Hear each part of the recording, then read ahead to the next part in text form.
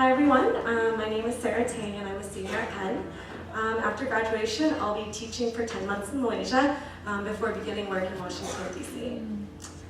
So this is a prayer of thanksgiving and a testament to our good Father. Dear God, wow, if only I had known what you had in store the moment I stepped onto this campus, or that first Sunday morning I stepped into Meyerson. But you knew.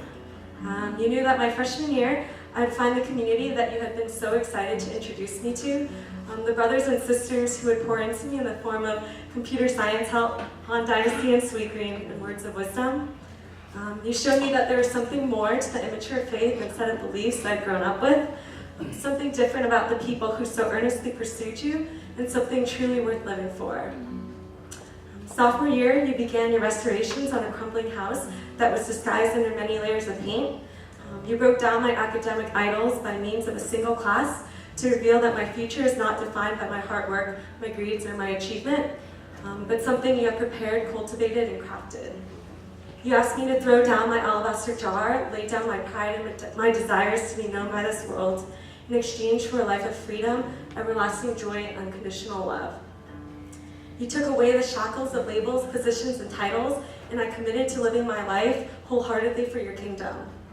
You taught me that being your daughter was not only more than enough, but it was the greatest title I could ever hold. Junior year was one of surrender, surrender of my future as recruiting hit, surrender of relationships and friendships, surrender of time as I served in family group, and surrender of dreams to study abroad in South Africa. Instead, you brought me to London, and I wrestled with you as I fought to find purpose and meaning in a city that seemed so spiritually dead. But being the faithful God that you are, you showed me the beauty of your creation all throughout Europe and the mighty work you are doing through two God-loving sisters in multiple Christ-centered communities. Senior year, I returned to Penn with so much fear in my heart, overwhelmed with worries over my future, my friendships, and who I would be at the end of it all. You asked me to take courage, to trust in your promises, and to hold on to your sweet, steadfast love. The raging seas would be no match as long as I kept my eyes locked on you. And just like you promised, you showed me your goodness through the wild post-grad future you had in store, but even more so in the beautiful individuals I saw each Tuesday that I'm so privileged to call family. Even in this last semester, you showed me the shallow depths of my faith, that my heart still yearns to be known by the world, and that I still struggle with vulnerability and fear of falling short of some self-set standard of perfection. But you did all this to remind me that my salvation is one of grace, based on the work done on the cross, rather than anything I've learned or accomplished in the past 4 years.